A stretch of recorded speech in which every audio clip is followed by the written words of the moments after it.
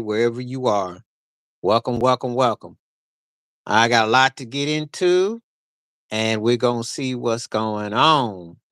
We're going to definitely see what's going on. We're going to get into it. There's a lot to talk about, a lot to be about. I'm going to put my question of the day up very shortly. So let's see where we are with it. And based on upon how many people come through, will determine how long I'm on here today. Simple question.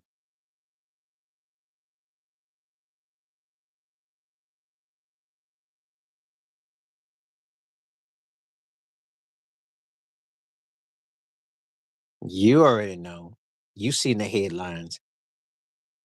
We're gonna see what you got to say about it. Let me go on out here and get some stuff going out here real quick.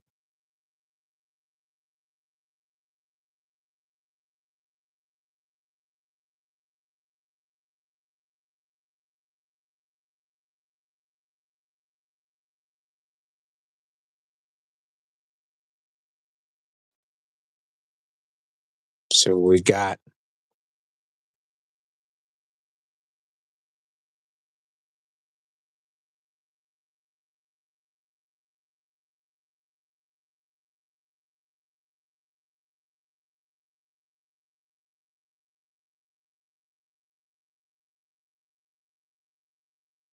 so we're working with.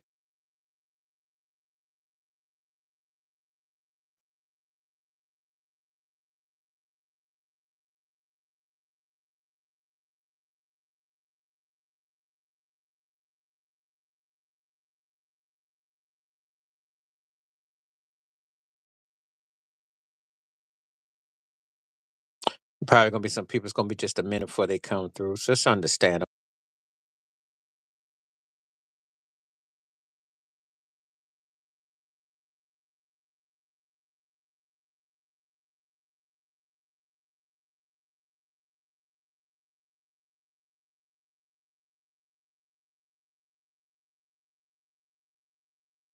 Just now getting in here and whatnot. So I'm gonna be here um bright and early for some folks.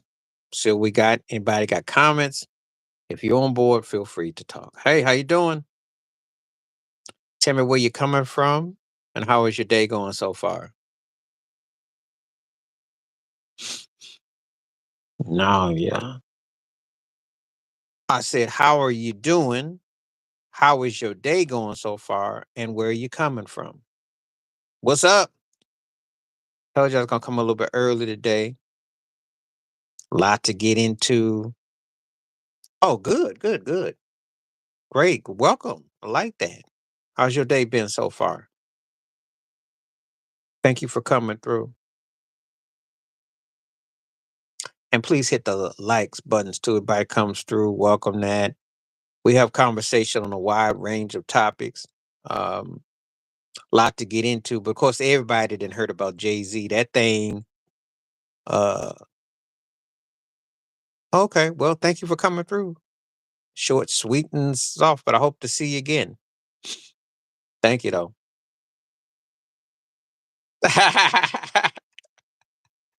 I saw that too. I saw that. I was like, wow. Talk.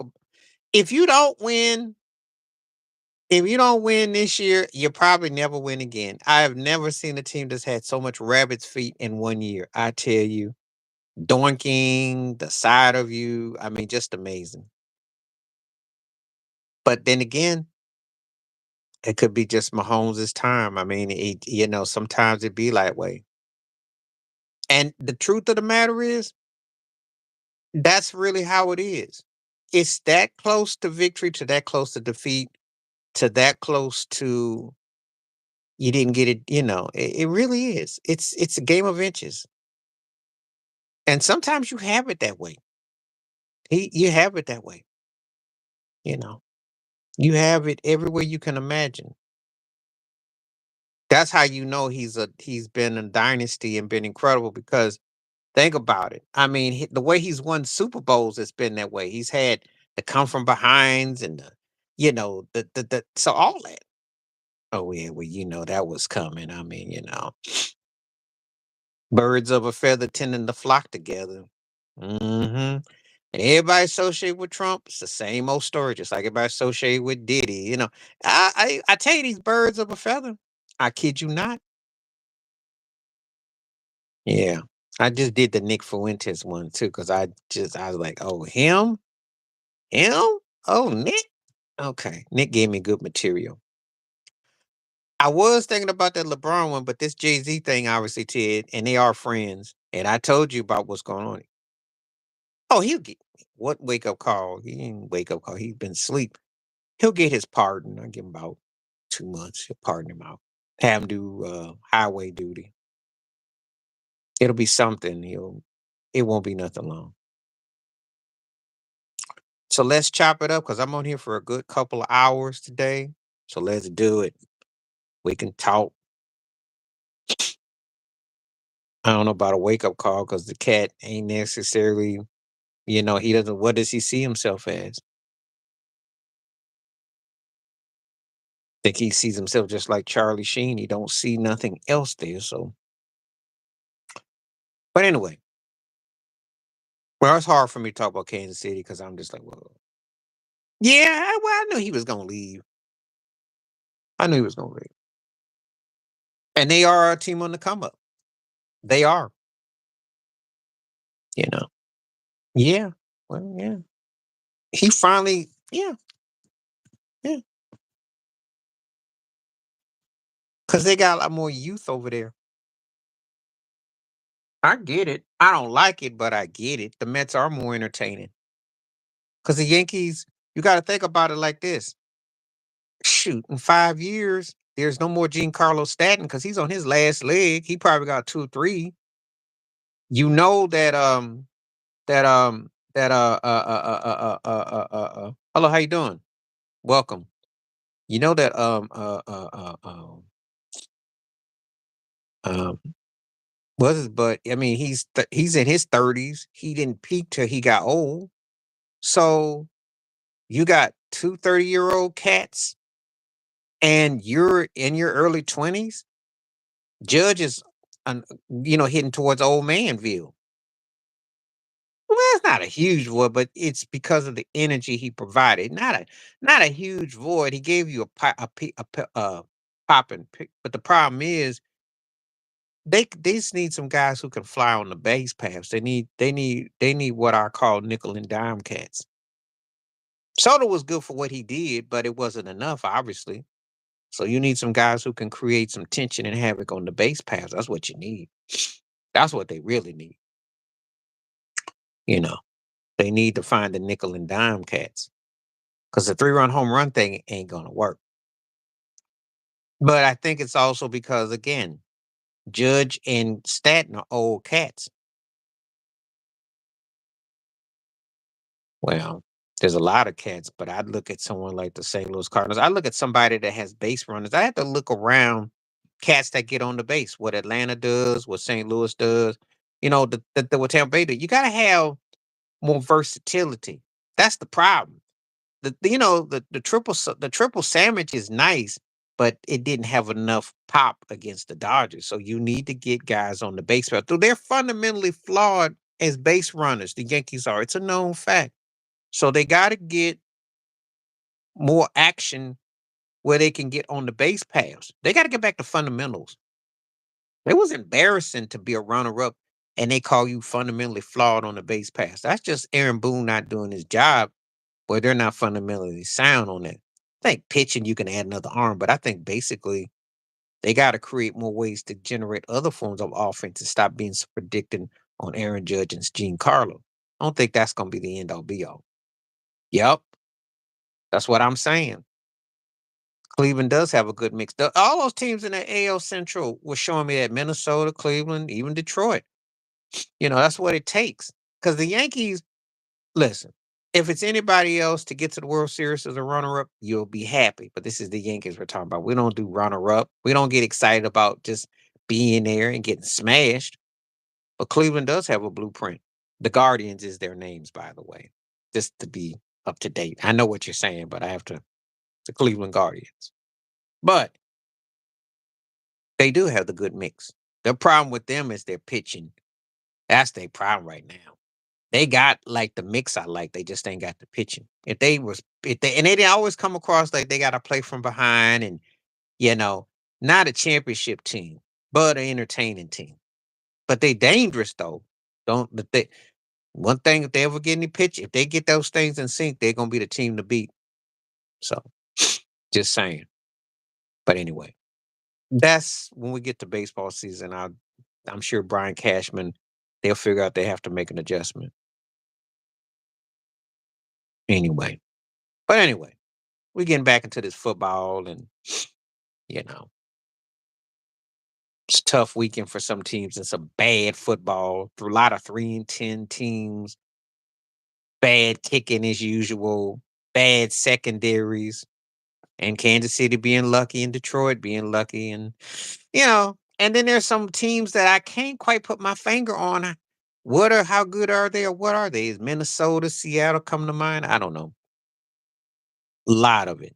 Because if you watched that Jacksonville, Tennessee game, I hope you didn't. I hope you didn't even watch the lowlights of that mess. That was incredibly oof. Mac and cheese and Will Levin. And Will Levin got pancaked on the play. I don't see no outrage. He not horrible, but he full of bull. He's not horrible, but he's full of bull.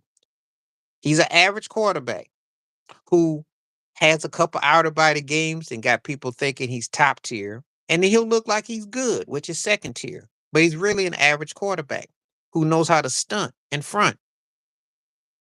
What makes him horrible is the fact that they swept Tampa Bay and Baker Mayfield stunk it up against the Raiders. But due to the fact that they keep losing, Tampa Bay's now in first place. That's a horrible division. And I got Kirk Cousins, um, Baker Mayfield, and David Carr. Three guys that nobody in their right mind would want to start. Just saying. One of them should have been a top tier quarterback, David Carr. The other one of them is a good actor of quarterbacks, and the other one is lucky to still have a job. That's what you got in that division. And of course, you got Bryce Young, who's actually playing pretty good. It's just his team sucks and they can't finish nothing. So go make sense. That's why that division is a laughing stock. I'm very aware of all them quarterbacks, and yeah, he full of it. But he got over it and got a heck of an agent. I told you, Kirk Cousins and Paul George's agent are two of the best. Oh yeah, well, Sam Darnold got 5 touchdown passes. I was like, what? Sam Darnold here flexing. That had me laughing. I said, boy, the Jets and the Giants could use you. You could actually get your Jameson Winston on and quarterback for both teams legally. Sam Darnold could come and quarterback for both the Jets and the Giants. It's brutal. He was a tease. That's a great description because he did it in Washington. He got weapons, but long as he don't turn the ball over and he's putting the ball in front of him. But no one knows how good Minnesota is. Minnesota is one of the biggest, strangest. You don't know. You really don't know. They're most uh enigma of a team that I've seen that's 11-2. If for any reason Detroit and Philly get knocked out, Minnesota, Seattle, and the Rams are intriguing. Those are intriguing situations. I'm just saying. And Frisco looked good yesterday. Frisco played the best game they played all year. They look like the 49ers that should be the 49ers. But it's too little too late though now. So anyway, if I was gonna do my sports take, I had a lot of different directions to go in sports today because some people are upset about Alabama. Yeah, he looked good, but the defense sucked, and you keep telling me how good they look, and I say I don't care until they get to the playoffs. Um, the problem I had with him yesterday is he ran the ball too much, and they just made it a one-man operation. And Sean McDermott went back to Sean McDermott things where the defense didn't hold accountability. Cup and Poker were going off. Stafford was having his way. You can't give up no 40 points this late in the season. You can't do that. And you kept having to play from behind, you know. So I was not impressed at all. Um, they did not play good. They did not play good. It looked good individually. Yeah. because James Cook has got to run. You cannot sit there and let that guy have to dictate the whole game. I don't like it. I don't like it because it's always a situation he could get hurt, and he's got to actually quarterback. And I think they ran him too much. I don't like it. Not this stage, because if you're supposedly on your come up and you getting and they resorted to what they did a few years ago when they lost to Kansas City. He plays a flawless offensive side of the game, but the defense doesn't can't catch a cold, even if everything closed and they got Dayquil and NyQuil. You can't do that. You got to make a stand. The Rams got to dictate when they want, how they want. And then on the other side, he has to run and make plays. Can't do that. That's just too much. That's just too much. So I've got a problem with it.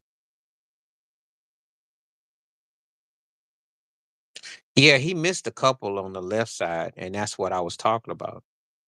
He's so herky jerky. And again, stuff I saw, he didn't turn the ball or whatnot.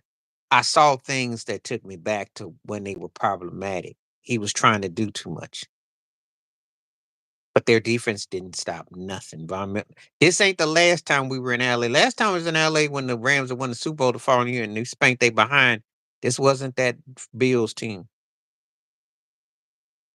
Yeah, well, he didn't overthrow. If Big Ben's flaws were not that, Josh Allen's got a top tier arm, but he has a tendency to just rush things to the sides and he doesn't check down.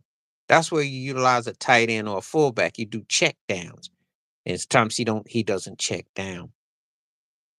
And then he gets himself caught because they got very fortunate with that fourth down. What's happening? How you doing? How you doing? Like to see you. He got fortunate with that fourth down that got the interference because he was just throwing that ball, And I watch him, and I know stat wise it looks good and all the numbers, but it was a sad state of a game. They can't be giving up no 40 plus points to a team that's below 500. I knew it was a trap game, but they got exposed because Stafford did what he wanted, when he wanted, how he wanted. Okay, appreciate that, and definitely, and please spread the word too. Thank you for coming through. Eight. I've always thought he was. I always thought he was because he was never an artist that I thought that was that distinctive. It's your boy Ho. I'm about to fit the flow. I'm gonna let you know. The thing is, it's calculating. It's gonna be interesting what Beyonce does.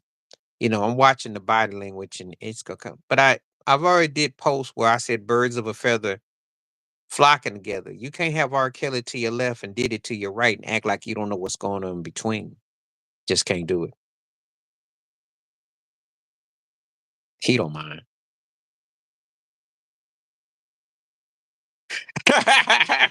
Right. And she looked good too. She got her career got white ball. She did that whole Super Bowl with Madonna. She blew up. Hey, his delusion is real.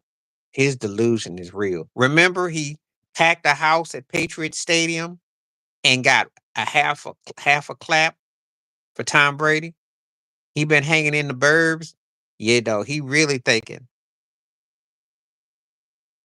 but he talked like an old player, so that's what gets him over. No, I don't really like Husan too much. I seen him. I felt for Husan because he went through.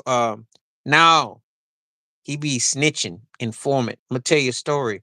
So the whole thing with him and African Bambaataa is sad. He dissed Vlad and then he turned around and was on Vlad. So I remember, oh, because of the Vlad interview he did last year. Did you not know?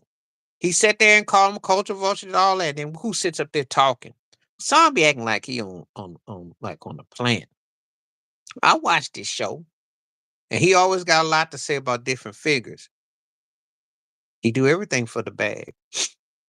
Him and Charleston White are kind of like, mm, it's kind of like a correlation. I don't know. I think it's because he didn't kind of turn. No, I didn't want about getting no money. He went on a rant about stuff, but then someone peeped him out because I remember he got into it with Kwame Brown. See, I'm aware of Hassan. I ain't seen it. And see, he be a little too showy too. Just saying, and everybody's entitled what they want and how they feel. But I've been kind of peeped. I peeped the coat. I peeped the coat of how that unfolded. So I don't. He hit me kind of awkward. So I don't really mess with him too tight. But I see he's got a word about a lot of different cats in the industry. Just saying. So you know, very aware of him. Very aware of him. But not really feel him like that though. Mm-mm. Seems like a plant to me.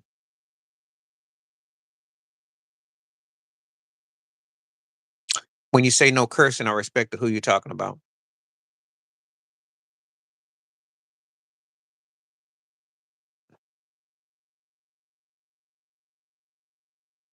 Um, aware, aware, aware.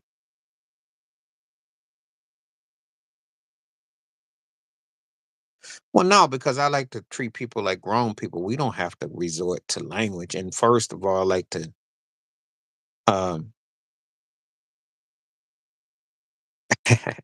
first of all, I haven't been called a boy in a long time, but that's old school and depends if you lived in the South. I'm all over the different places. What about yourself? Um, no, I like to keep stuff where we respect people's intellect and intelligence. So I don't have to resort to that. Hodge. Which Hodge video? Because I got me thinking. Remind me on that one. That's been a minute. Were you talking about Craig? Who are you talking about? Um, no, I like to have conversation. I learned that you sleep better.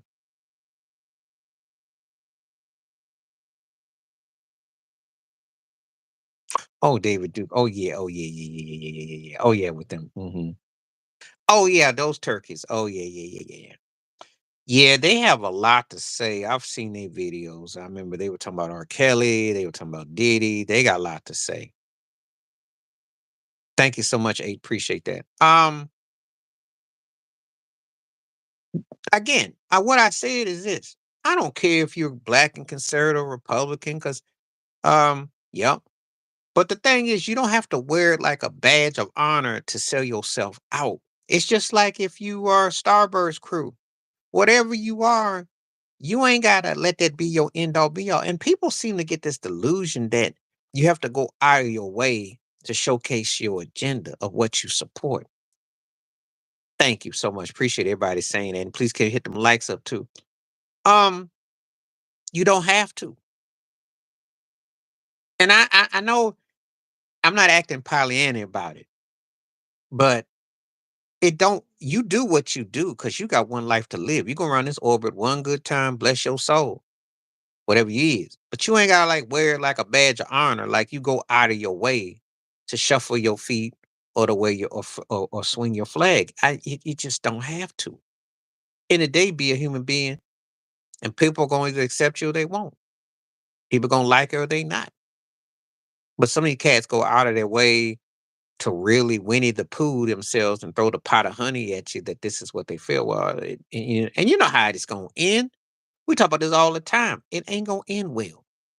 It's not gonna end well. Get your wake up call, and then you're gonna be like, you be living like Candace Owens is doing now. Candace Owens. I just did a video with her and Nick Cannon that they had that conversation. And Candace Owens to me is channeling what C. Dolores Tucker and Dionne Warwick did about hip hop and everything. Is no such thing because if it would, well, see, first of all, it is if we used our African roots. You listen to Carlos Santana tell you that Mexican based music has Africa, it's African. So you are tribesmen. The difference is that the brown can go veer into different segments. And then when they find out they got that African root in their blood, some of them go, not me. They Charlie Sheen on your behind. They Jennifer Lopez on your behind. It's there, Because everybody that's pretty much connected to us, only difference is they got ultra perm hair and their tongue is different. But it's the same spices. It's in the hair, it's in the eyes, it's in the culture. Africa's in all of it. But they want to get more you know. That's a whole nother video, another topic. There is a thing, but it's a thing that goes back to the motherland and the origins and in the DNA. Not for how you get down in America. People go through that thing to sell that in the States because you're a minority and you're put in this box and stuff. That's a whole different situation. When you talking culture or if you're talking political, they two different things. But the one thing that black and brown, if you were going to use it from America, they both got their properties taken away from them in America. Black folks did a lot of work in the states, did all the labor, and a lot of brown folk had founded states and places and didn't get their just due. So it is a balance. That's the only time. However, that's reparations. But as far as when you get lumped and stuff, ain't no lumping because you can pose and pass as something. You can't pass and pose with this tone. It never does. It never does. People try every day though. The other they try.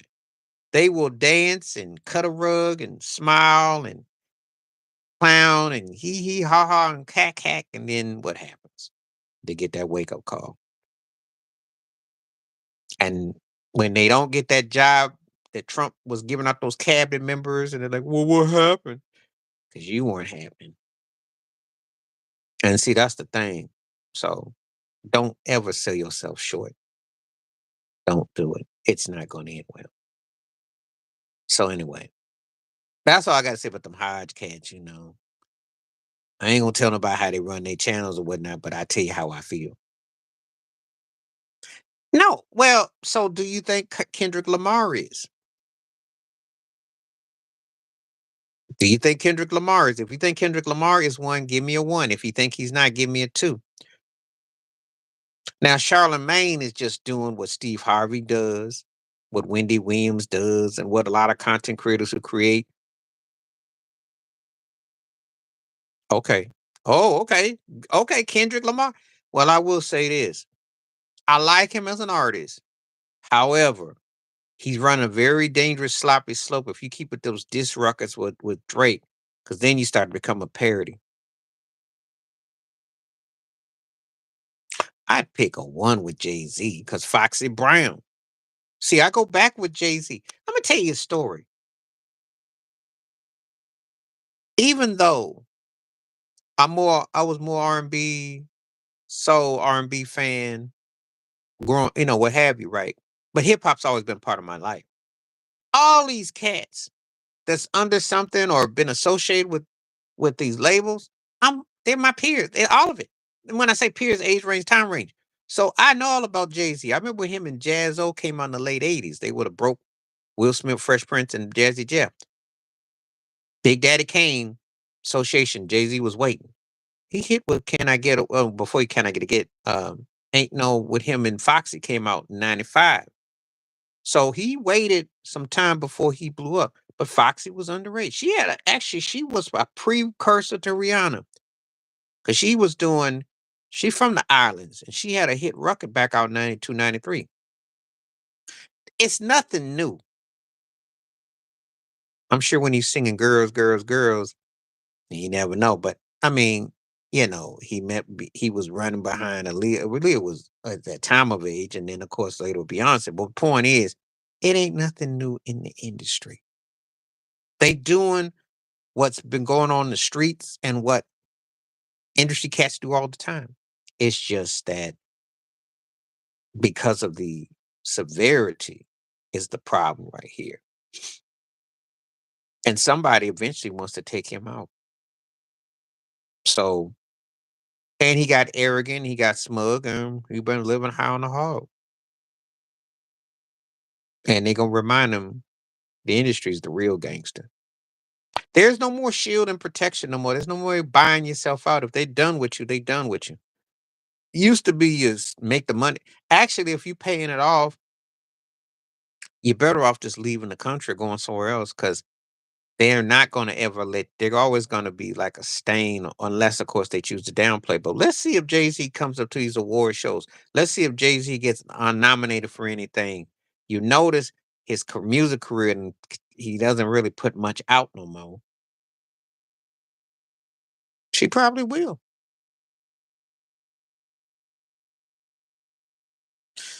Because Lauren Hill had a breakdown between getting pimped by the guy she was involved with, be it Wycliffe, and Wycliffe and her were together when she was underage. And that's not just alleged, it's a fact. Lauren got turned out and she messed with Marley and all that. And stuff has been, there's something going on with her.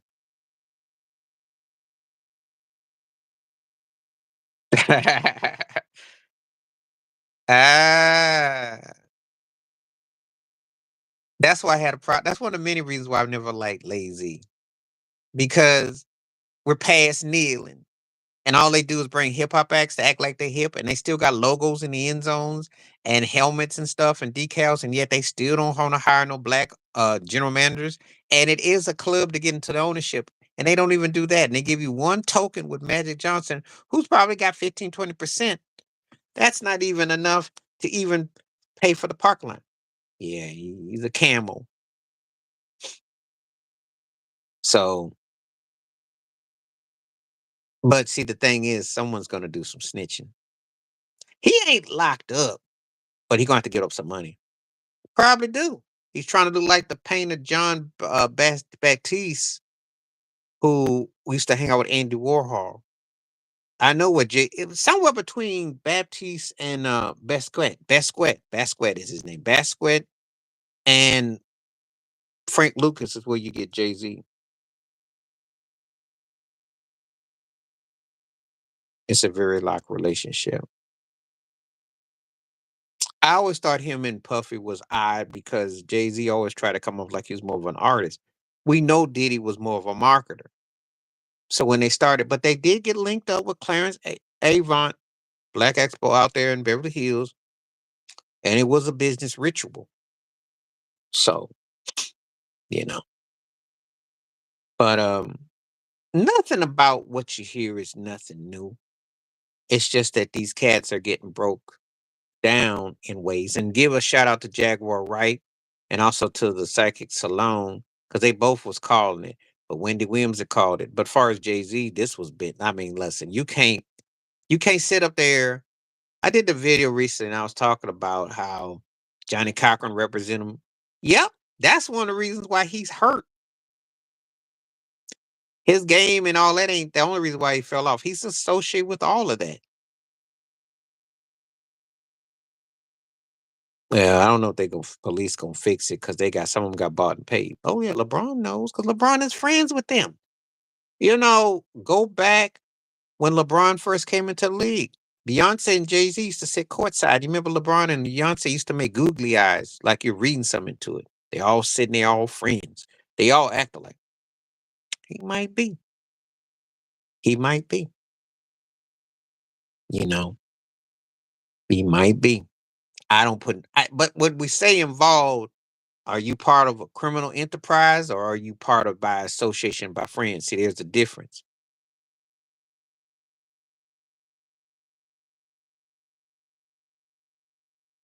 I don't know. He just he tried to he got into a whole lot of stuff, but he got in trouble by talking about that liquor. That's what got his butt in trouble. He messed with the wrong folks, and them folks make an example of him. That's what messed his game up. He forgot he was black there for a moment. With Steph's into the Hollywood thing, but I don't know to the extent. I don't know to the extent. Maybe Draymond Green might be. I don't know. There are going to be some NBA players and some football players that's going to have some associations. So stay tuned because it was all connected. Because she stopped having hits and she didn't have the drive to better herself as an artist. You gotta figure if you're coming out playing piano and singing and stuff, and then you just kind of, you know, and then she just kind of just didn't have no drive. Oh yeah. So she was around back in the '90s with Jermaine Dupri, so deaf, but he couldn't do nothing with her. He didn't think there was nothing there. So she was a free agent. Clive got her on board, gave her a new last name because I think her real last name is Alicia Cook. So she gave her the keys. There you go. And then they made her into an industry, they wanted this Roberta Flack hip hop thing. They had done it with Lauren Hill type of thing. They tend to do this sort of thing. You see this copycat. And then she and the NDRE, and they went put more money on Alicia Keys. Some people say home record because with her and Swiss Beats and that whole thing. She did the Mercedes Benz commercial. She's done different projects. But the thing is when she fell off, basically, she stopped having hit songs and she kept doing the same old record, and then people moved on from her. Oh yeah, I was very familiar with her whole story. Maya got her money. Maya still looked good too. Maya got her money. She didn't mess with him. She said she didn't. Um, this is a story if you want to know. So, musician cats ain't really that crazy about her piano playing, and we know that she sings off key because if you watch the Super Bowl, that first note when she did "My Boo" with Usher, "My Boo," and it hurt some ears. I heard there's a story when she and Jay-Z did New York, New York on the Broadway. He told her, "Get it together." He told her that. But she will hit them Groucho, those Cookie Monster notes on you. Her vibrato. Yeah. So mhm. And then you got a rapper who don't even rap in key and tone telling you to sing in key. That's not good. She's rough around the edges. They cleaned her up. I still remember when she did that video with Method Man when she first came out. Her braids was hard, and she go, and they cleaned her up. She got a banging, nice looking woman, but she's rough around the edges. Rough around the edges, and she knows some things too. But hey, that's how she got down on the business. I heard a few things where she involved. You know, but yeah, she was a Clive protege and got bought and all that. Was on the episode of Cosby Show as a kid. She and Usher were childhood friends, all that. Probably so. But the thing is, just because you were at the parties doesn't mean that you partook. You know, Brady ain't gonna get the same kind of heat that Leonardo DiCaprio would get. But then again, being at the parties and what you did. Now, see, you won't talk about the people got to explain stuff. Maybe Al Sharpton got to explain. TD Cakes got to explain something. Some of them people got to explain some stuff.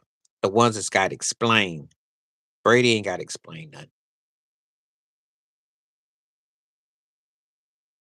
You talking about Michael Jackson's daddy? That Joe Jackson? Because I say only Joe Jackson. I mean, if you're talking about the British musician who I'm familiar with too, because there's two Joe Jacksons, but we talking Joe Michael's daddy. Joe's a product of his era. Not accepting it, but he was very hard on those kids. Um, I think a lot of it's because he went through being a black man in a racist country and stuff he went through. That's in part, and I do get it. Because Michael did had that aspect too with what they went through in the industry, and he wanted a better future for them.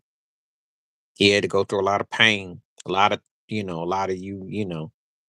people don't understand the Jim Crowism and how that can eat you alive and tear you down.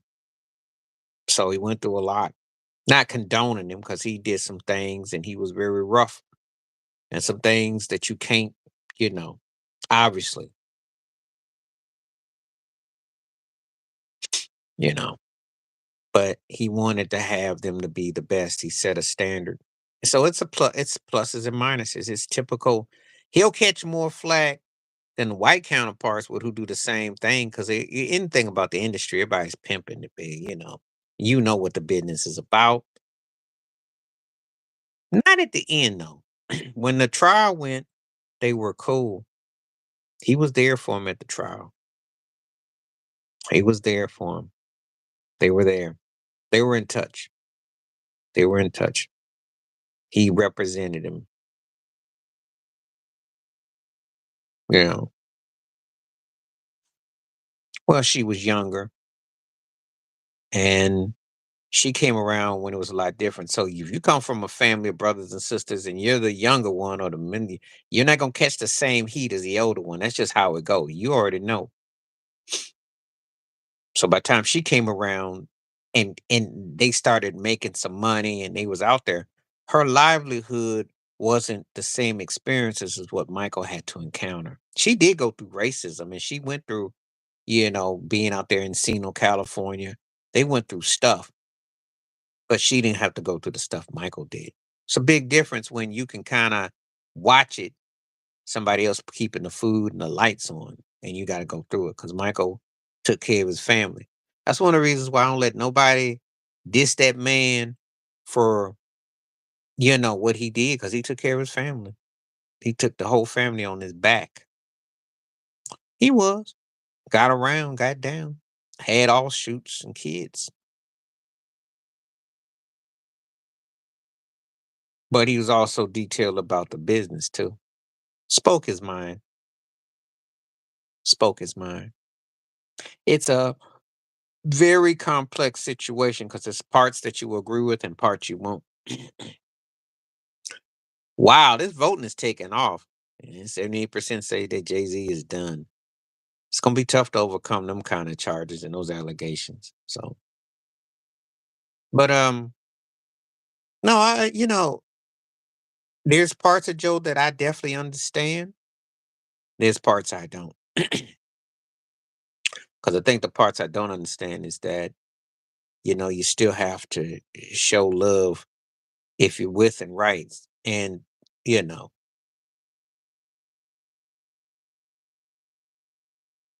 see, he gets on my nerves. Old double neck porcupine turkey got a lot to say. He wouldn't do nothing but sit there and count the rings like he did against Belichick when Belichick had three.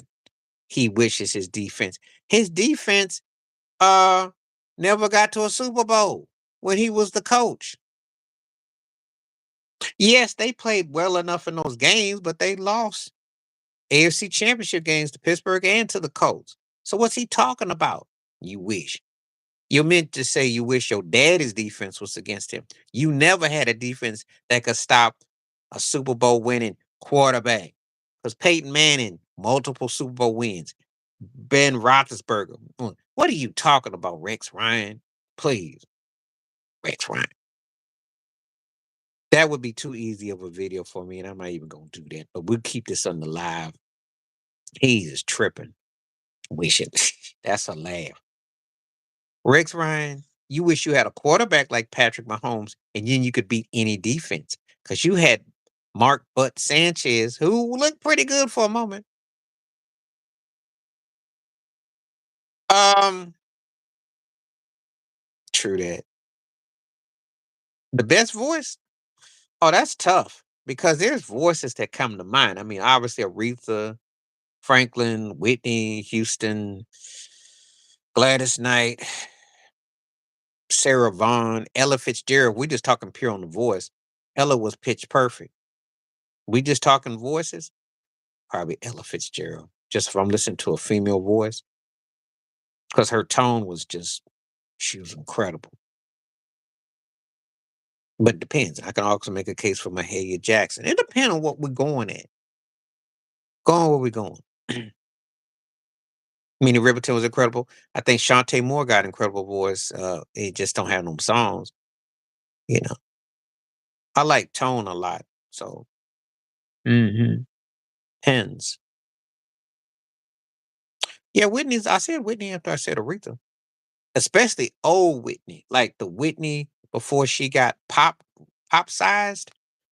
Have you heard her rawness? Because there's a audio of 1984, and she performed in Houston. It's 84, 85. Anyway, you type in Whitney Houston, "Love Will Find a Way." It was the Lionel Richie cover of his song. She sounded scorchingly soulful. Like that Whitney was so full. And it never really came on record like that. Yeah, I did a video about that. You know, people come at her because of her tone and everything. I'm mixed with her in the sense that I'm not the biggest fan of her talent, but I like her a lot as a person. She has some humor about her. You know, she and her girlfriend do a Prince tribute thing, and she's she's cool. I like her as a person a lot. I think she's down to earth person, and she do look like her mom in her face. Um, because of her cultural being, but she never was exactly like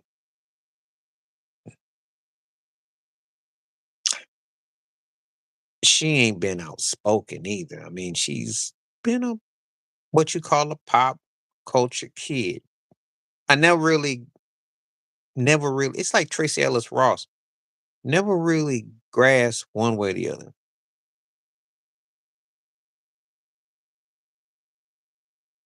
Well, the demons is because once they sign into the industry. So whatever you already had in you, then it's compartmentalized 3 times more. So a lot of them have had to make sacrifices. And you have to give up something or do something strange in exchange for the change. Did I say that fast enough? You have to do something, you have to give up something in exchange and do something strange for the change. So you can rewind that part that I just said, but that's how they want it. He's there are people who do psychic readings, and a lot of people don't think that he's on the right side of the elements. I don't know what his last messages was on Earth, but I will say this: uh, he left a lot of negativity, and everything that people get in trouble for, he had privilege because of his complexion. He was a very twisted dude. People loved his magazine. I used to read his magazine, watch it, and all that. But he was a very twisted cat. Um, this is funny. T.I. son King. That almost sounds like something out of Maury Povich. You are not the father of that son. I hope not. I hope not, because King is not. He's one of those young narcissist cats who is doing a whole lot, and it's kind of spiraling. Well, Kurt Cobain to me got unalive because it was something more to get. There's a lot of question marks with Courtney Love. It's a lot of uncertain questions there. Yeah, well, Nicole got around. Yeah, I saw that with Marcus. I ain't gonna really touch that unless I ain't gonna because Nicole is for the industry. She's a trip too. She's gonna keep that last name for the money and the business though.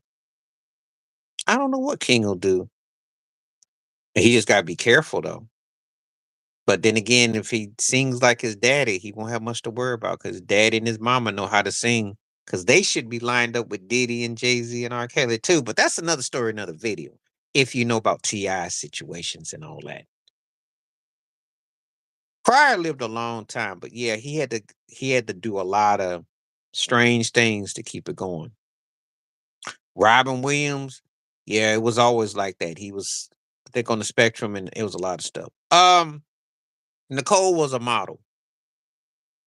Eddie and her, I remember when they got together.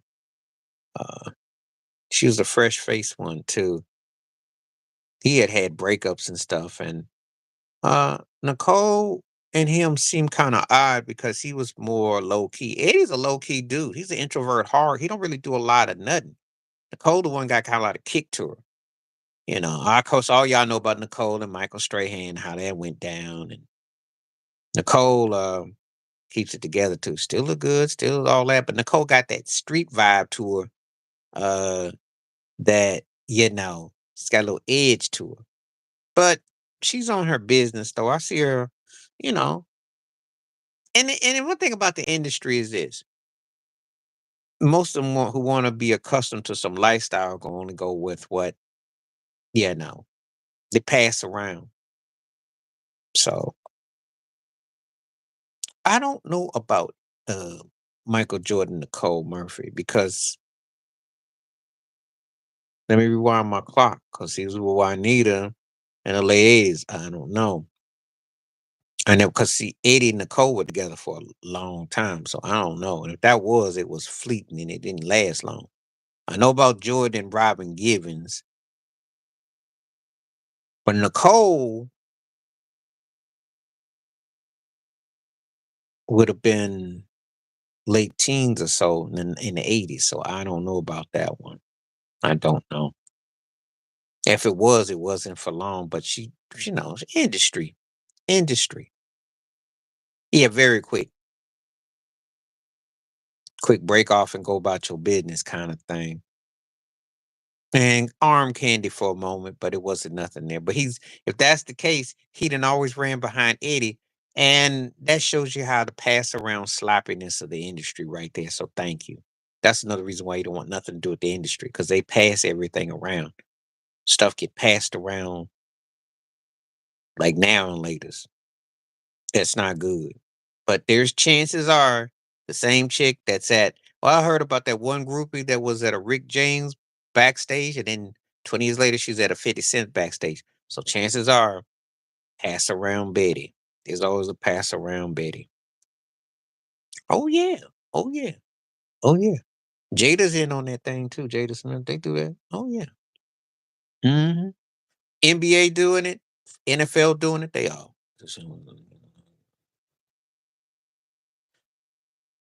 Wesley's problem, besides being, black, because they don't push it like that, is that it was racial, but then his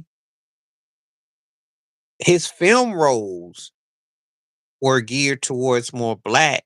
So by the time he came up with Blade, which was big, but he didn't have the appeal and he didn't have the middle appeal to say as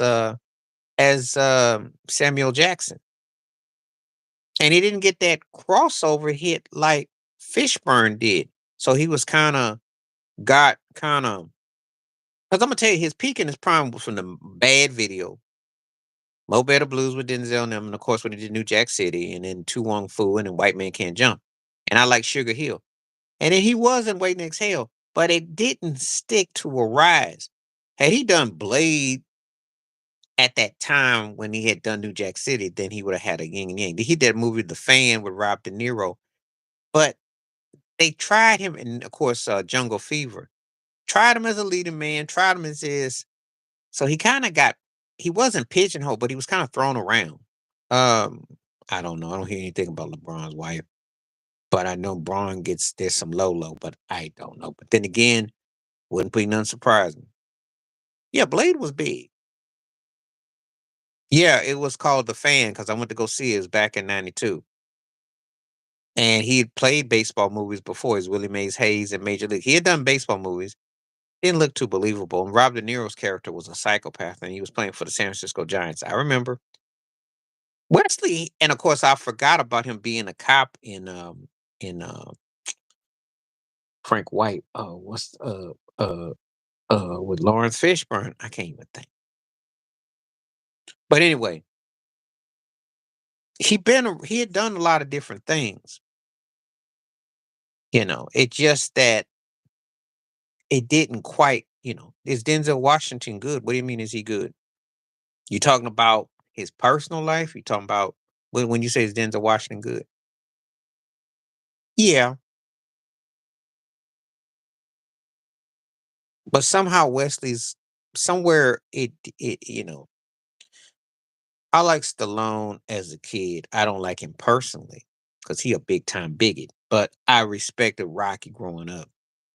And for a cat that came out like an ultimate meathead, because Ted know what I'm talking about. Stallone is an ultimate meathead, but I give him his due for keeping the bag.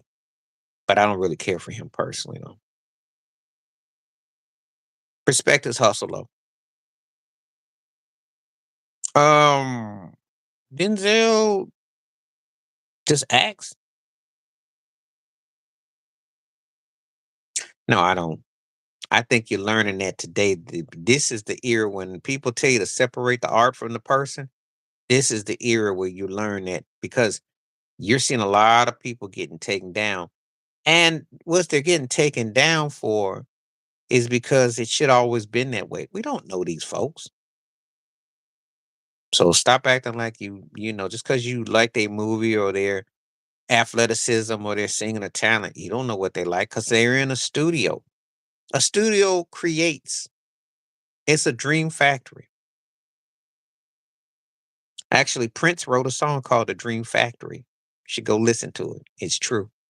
A lot of it is fairy tale, and it's like never, never, never land. And you can be whatever you want to be, and as long as the money's coming in, you can do whatever you want. But it's like Cinderella when the glass slipper breaks. Excuse me, you're back to where you were. Well, yeah, because you ain't gonna beat a 187 rap. Now we're talking about what 32 years ago. Oh yeah, all of it. But see, Snoop done made himself into like middle America. People love Snoop. They don't even know why they love him. Why you love Snoop? Is it the voice? Is it smoothness?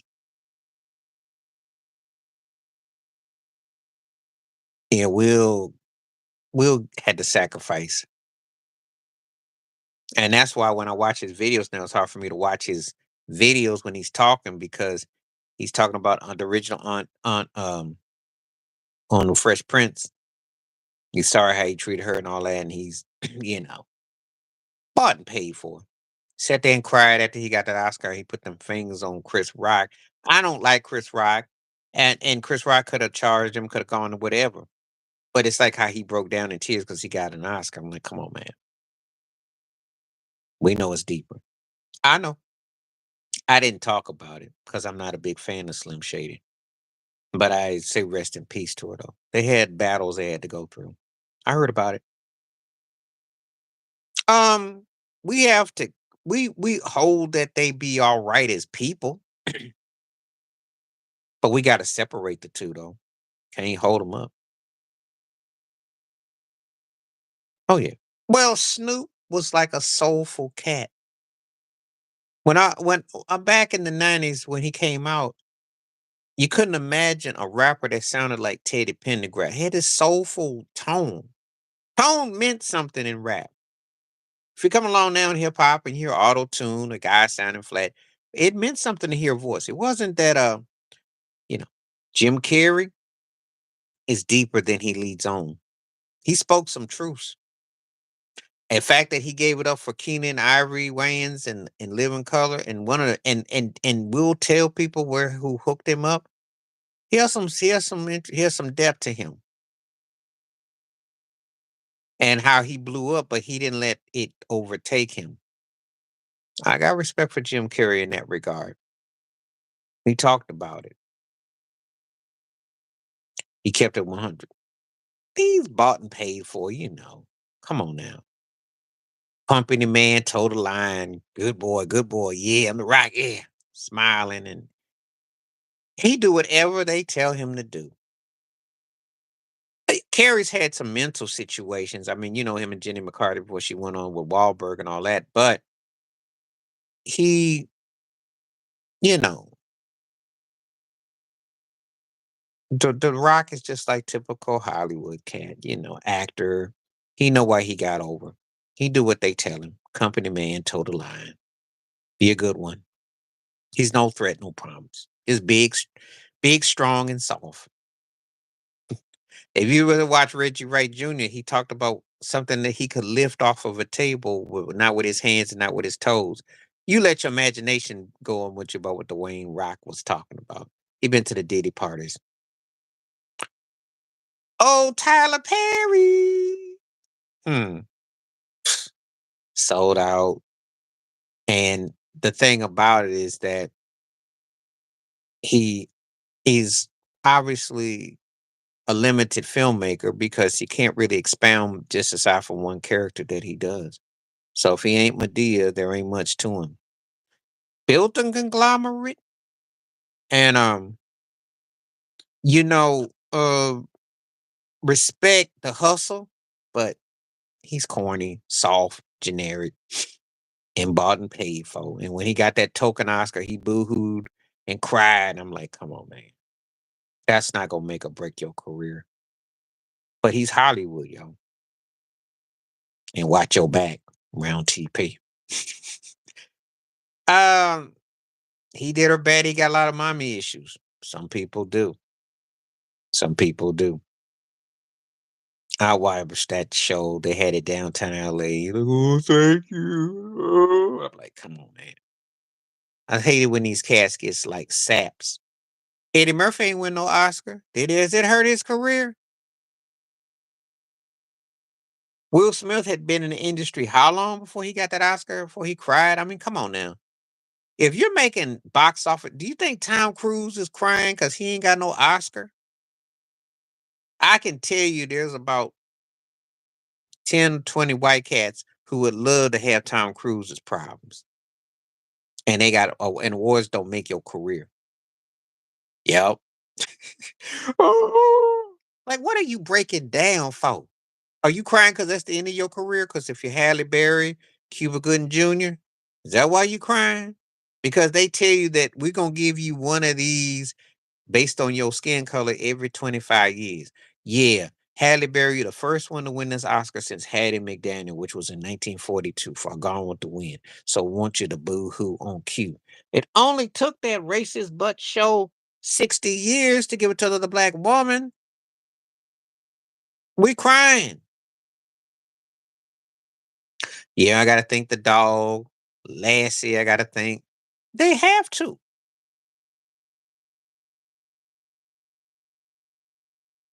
The Capper won one, and he is a good actor, because he was a teenage sensation, and he he good. He good. I don't hold him in the same conversation as I do Robert De Niro and Pacino and them cats, but he good. He got one of the coolest names. I do think that name is a very fly name. You know. Yeah, he had some good movies that I like.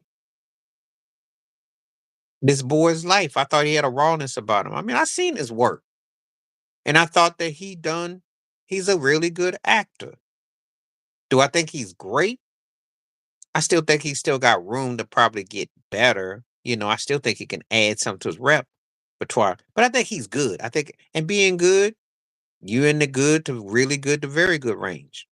But I wouldn't call him an all-time great or nothing like that. No. But the kind of success he had and to be a teen heartthrob pinup and be popular and to still have a career after Titanic speaks volumes about he put a lot of work.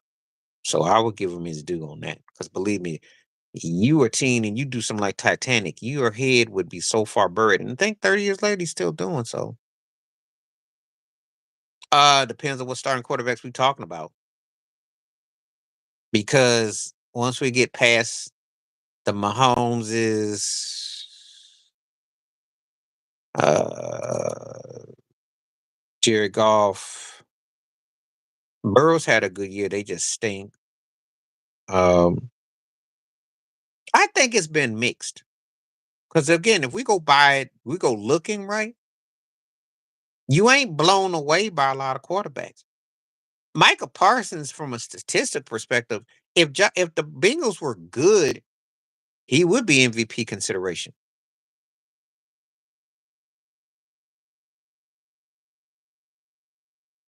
I'm a dude, and I don't understand where that was coming with their comments. I'm a man. I don't know what they're coming from.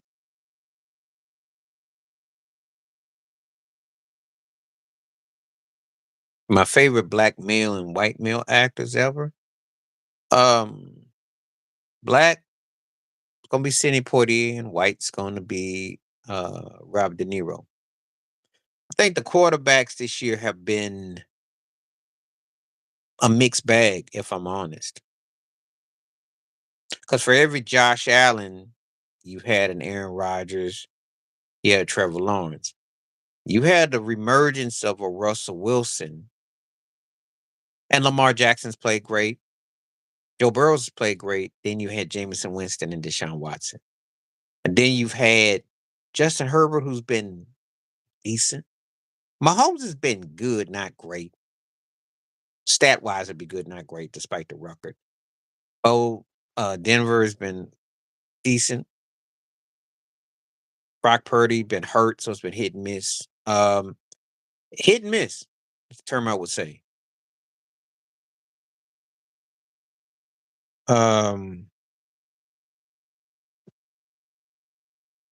I don't like that comment. So shady. Yeah, well, I already knew Chip Kelly was funny, funny time, full of it.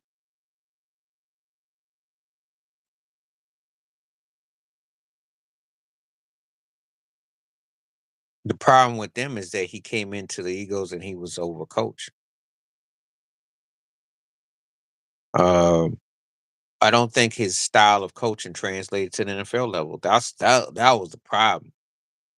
You know, she's good. She can act, but she tends to pretty much play the same character. You know, she's got a fiery presence and she's good at what she do. But I wouldn't take over Angela Bassett. I wouldn't take over Cicely Tyson. She ain't Meryl Streep. She good for what she do. You know, she plays. I don't think she's. There's a couple soul sisters that have already carried that role, but she's good. I'll give her. I think she's good.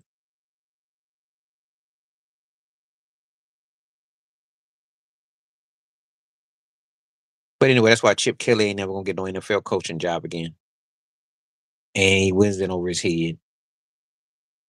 And see, if you're a college coach coming to the pros, you gotta be able to compartmentalize, and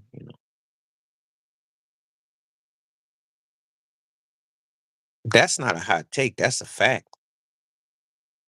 That's a fact because for me, that's a no brainer. I mean, Marino did not have the ease of what Breeze had in New Orleans to run a division, and he didn't have the kind of line or defense or running game that Aikman had. So he was a better quarterback.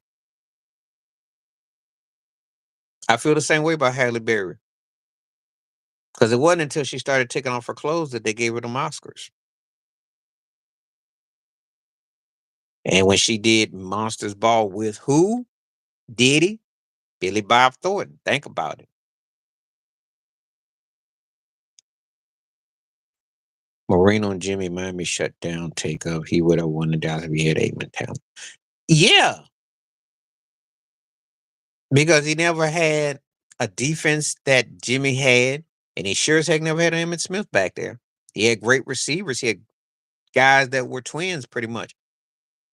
But then again, if you gave Don Shula uh what Jimmy Johnson had to work with, he wins about 3 or 4 rings on top of what he's got. So you're asking up another argument.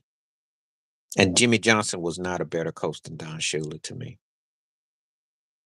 I seen Shula take different cats to a Super Bowl before it was fashionable. Before Joe Gibbs did it, Don Shula had already done it. That's why Don Shula is one of my 5 greatest NFL coaches ever. And I couldn't stand the Dolphins because they used to kick the Bills' behind all the time. But gotta give what credit is due. That man could coach.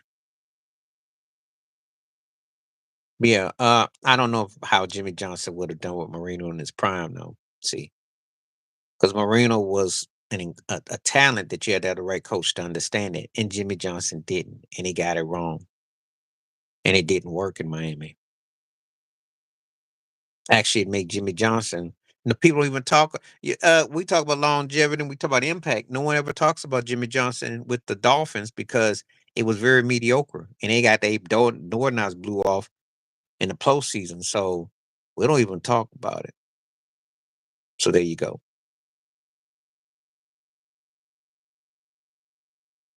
Right. That's why I'll give it.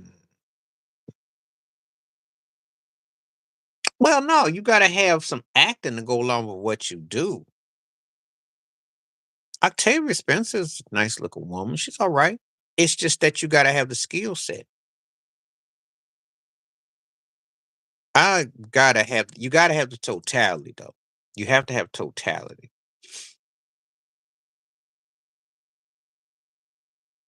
And that's why they stunk. He tried to take him from being what he was, and it didn't work. And I remember it like yesterday. You were real young when it was happening. Cause I remember Kareem Abdul-Jabbar was the running back and not the center, except he was getting sky hooked on the line. But Jimmy Johnson was so busy pushing Zachary Thomas, and Jason Taylor, Joy's brother. They were a dynamic duo on defense back then, and they were bad. It's just that they were what I call a mediocre, decent team. Nothing special. And when they played against better teams, they got their butts waxed. And he tried to make him into something that he wasn't. Marino was not Troy. Troy benefited from play action and sets. Different quarterbacks. It's not the same. Marino, you let him go wide and you let him uh circulate because Marino's vision in Aikman's was different. Octavia was good in the Hidden Figures. I liked Octavia. But she's gonna be what I call a good counterpiece. You know, I can't think of who I'm trying to think over right now. One of the soul sisters that was and somebody will call it that was in Wait and Exhale. That's who Octavia and Viola remind me of. Um, she's an actress that was in there because he threw a lot of balls over the middle, and he got caught trying to. He had an arm of accuracy when he would throw it over the middle, but if you blitzed him and you forced him to throw between the gut and the numbers, that's where he got exposed because he wasn't the most mobilist and he did not have Marino's pinpoint arm release. No, he took a beating when he first came out. He got better over time, and he thrived under Jimmy Johnson. Under Switzer, he had to start doing stunt movements, which he was not used to having to count or use his body. So um, he became something that he wasn't. So that's what kind of affected him. But yeah, he didn't have it all the way good. I think you tend to romanticize because they went to 3 Super Bowls and won, and they were in NFC Championship games. They lost one to the 49ers, and they had some say, um, after 91. They were in that mix, and they had a strong run from 92 till about 96, so I like Dennis Green. He was a good coach. You know, he just didn't get the best opportunities with everything, but I think he spoke his mind. He was cool. He was a good drummer too. He was entertaining, he was engaging. Um, he was good. He was good. He's the kind of dude that as far as a personality, he would have a job on ESPN that would be a real great counter to what Rex Ryan does. I like Danny Green. I liked him. He was cool. And that quote, "They are who we thought they were," has lived on. So he's got a pop culture quote. So I have much respect for Denny. He was good. You know, you gotta have the talent around you, and I think sometimes that's where okay, we're gonna do this. Um, Personally for me, I was more of a Marcus Allen fan, but Emmett far as the numbers and historical, he's gonna get the love. But if you ask me who I would take, I'd take Marcus Allen. You could do more with Marcus. Marcus got shortchanged and he still left a lot of stats and was versatile and could do a lot of stuff. Emmett was tough, but if all things are equal, like we're on equal footing, and there is no cranky, strange Al Davis antics, DeMarcus has crazy numbers.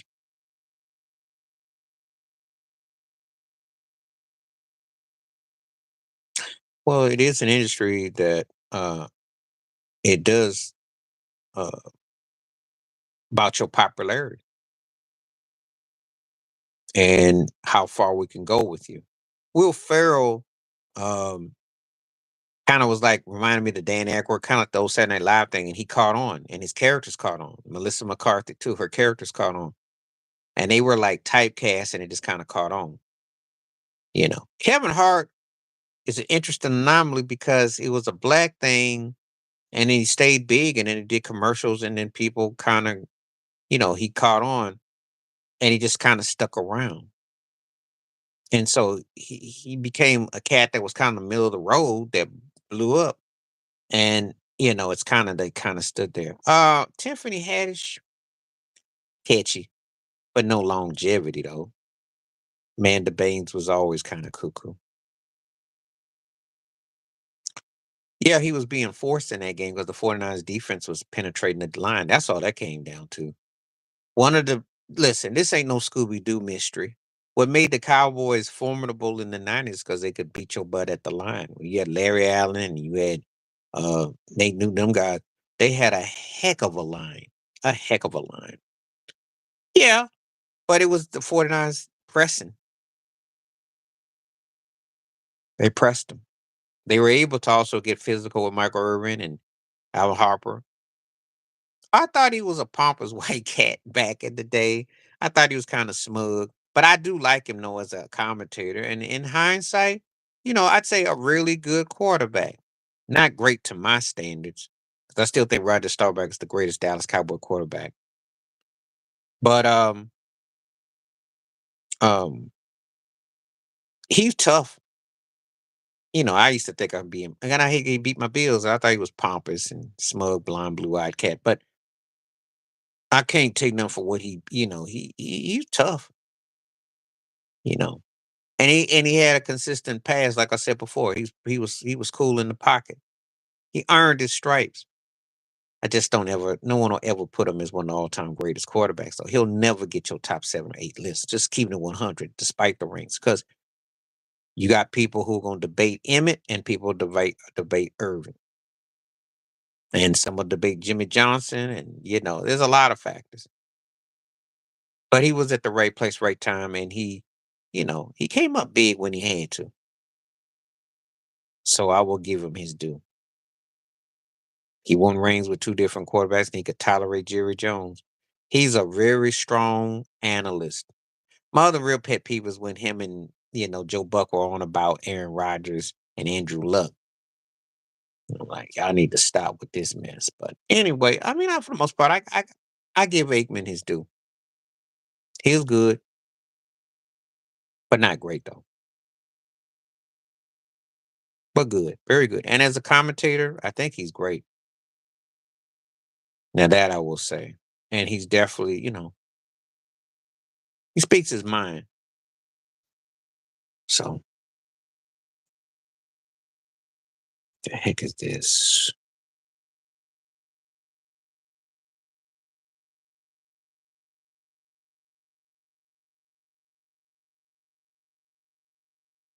The heck that message?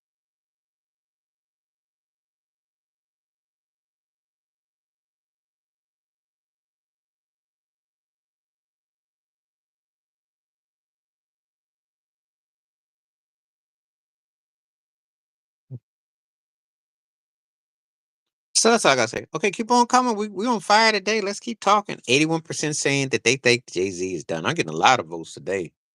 I like that. I like that. I like that. This is good. Good commentary. Keep on hitting these likes up. Keep on comments. Don't stop.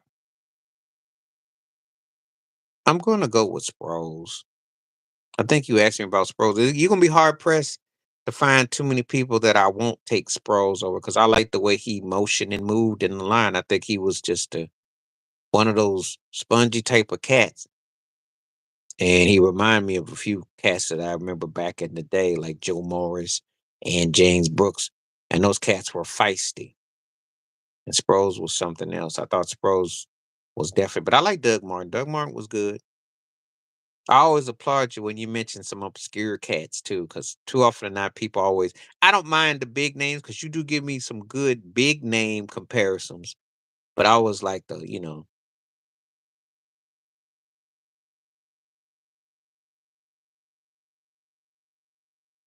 Yeah, Samuel Jackson had a long career and he's done a lot of things. I mean, he's basically a character actor.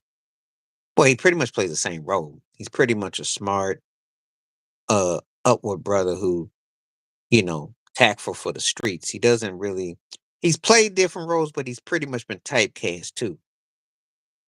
Star Wars, the only time I ever seen him in a movie where he didn't go off cursing and going off. But he tends to play like a role that it's action. He ain't gonna never be no leading man, and he ain't gonna never be like,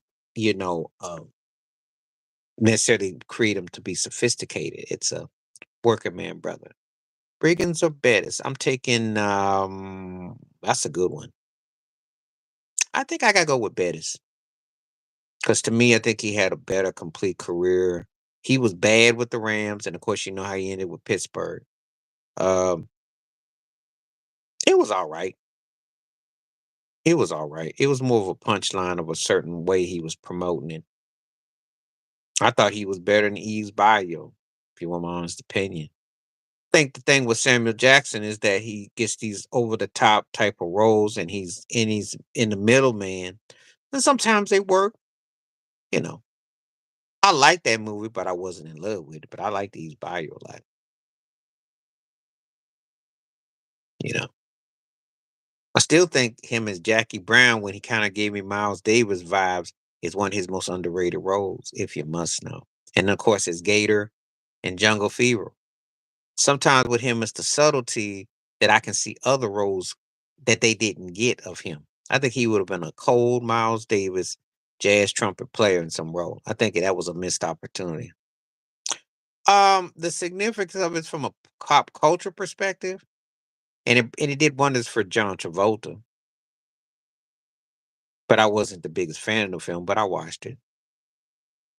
But he was, the Jerry Curl wig and all that. But I did say, yeah, Bettis I take. Um, Mike Evans, cause consistency, yo, consistency. And basically, Mike Evans is what Larry Fitzgerald with a ring, if you think about it. But he's consistent. He's consistent. I like Torrey Holt a lot, so don't act like I don't like Torrey. But it's consistency though.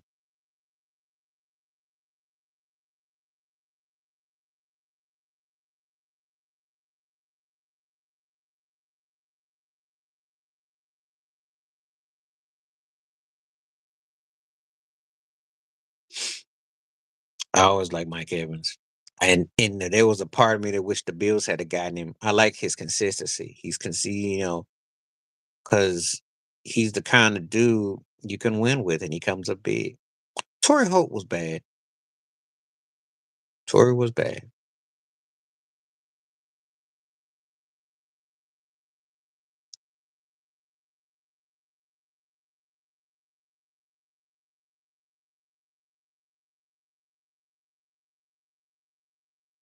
Yeah, you talking about Mike Evans, but the thing is, he's never gonna come up amongst the top 4 or 5 greatest receivers, though. I told you, it's Larry Fitzgerald with a ring. That's basically what it is, and less hair. But kinda like one of those guys that does his job, stats, but he didn't have no appeal, and there wasn't nothing flamboyant about him. He got a ring, that's why I said what I said, think about it. And no one's gonna put Mike Evans over if Tyreek Hill gets going. Uh, it'd be in the best interest he doesn't, because the way they struggled yesterday against Carolina, he'd be better off if he just plays within the concept. I think that if they think he can get it, they might push it. But if they're winning and they don't need him to be exerted, because if they sweep Dallas like I think they're going to, and they wrap up the division, there really won't be no need to overdo him. So I would say if it's there, maybe go for it. But if not, don't break your neck. But he is my MVP, and I said that before yesterday because he's been consistent. Because Philadelphia without him, I think they're an average team at best. At best. Yeah. Well, Tyrese always gets into it with everybody. So it's not a surprise. Ving is a good character actor, strong voice, but basically gonna get treated like meat and potato dude. He had a role there for a while where he was getting a lot of movies. Oh, you talking about Undisputed? Yep, I saw that. It was all right. It was all right. That's when Wesley was past his pull date though, and so he was just, you know, Ving at the time was the hot cat going. If you must know, that's when Ving. See, these things are funny in Hollywood because the same people on the way up, same people on the way down. And you would never have thought that uh there was a movie about Dave, a guy for president. Was it David Klein? What a movie came out in '92, and Ving was the security in the movie, and he had a hairpiece on his head. But Ving had done the Don King thing. At that time, Wesley was like 4 floors up. The Ving was just coming out the basement. And then when you get to this Undisputed movie, Ving is Ving was never on Wesley's level in terms of but he had a run where he was definitely, and at that time, you could see Ving was on the come up, Wesley was kind of on the middle. So, but you see these how these things go. That's the reality, especially in the film game. Cats can go high and cats can go low. Just saying. So you never get too high or too low because the business is like that. And your reputation comes and goes. If you don't have a hit, people forget about you quick. But anyway, Ving had that moment though. So yeah. He was a very good coach, a very fiery um college career, NFL career. He motivated. He got things done. Um had a lot of had a lot of had a lot of fire about him. But again, it's quite a heck of a contract. I think he coached Kansas City, had mixed results, but what he did with Philadelphia, getting him a Super Bowl was a big thing. And then obviously winning with the Rams. So I like Freeney a lot. Strahan got more notoriety, and it is a popularity contest. Strahan came up with some big numbers and big plays, and his 2 Super Bowl rings and his impact in the Super Bowl probably gonna carry more weight over Freeney. I like Freeney a lot, but Strahan's gonna get that on because again, when he came up, he was a bit rough though. Got the job done though. Again, when you can lead 2 different teams to Super Bowls in a 20-year gap, pretty much from Philadelphia in '80 to he got St. Louis in '00, 99 '00, that speaks volumes. That man can coach. And in the US, the college coaching career, and the guy could coach. He was a coach.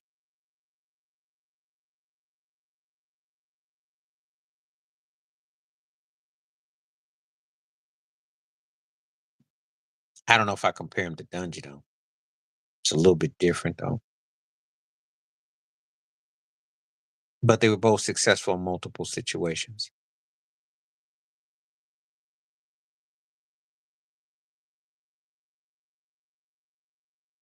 A little bit different.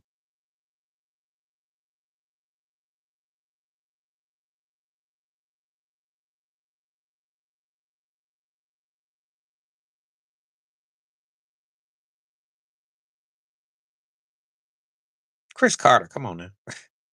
Devontae got to be retired for 4 years. You can ask me that question when Devontae retires. Of course, I'm gonna take Chris Carter because Chris Carter was known for catching touchdowns. Devontae is probably more athletic. I'll give you that. Um, had a overachieved career that worked.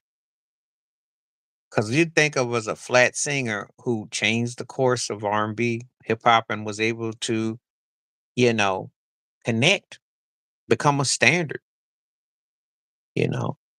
Um, Now, you ask me if I think she's a Hall of Famer, that's debatable. But her first two records would put her in. She connected. She always kept hit songs. She connected. She had her own. I'll say this about her. She had her own lane. You would never mistaken her with Janet Jackson or Beyonce and Mariah in between. She had her own lane. She had that rawness that people related to, and she connected with R&B and hip hop, and then she actually had some pop sensibility, so she was catchy. That broken spirit and that rawness got her over. So he's one of the most enlightened and engaging figures to come out of hip hop. When he's talking from a historical perspective, I enjoy him. Sometimes I think though he tries to panhandle, like he tries to be a bit heavy handed, and he is an industry plant too, by the way, because he works corporate, and he is corporate at the end of the day, and there's a lot go on with him.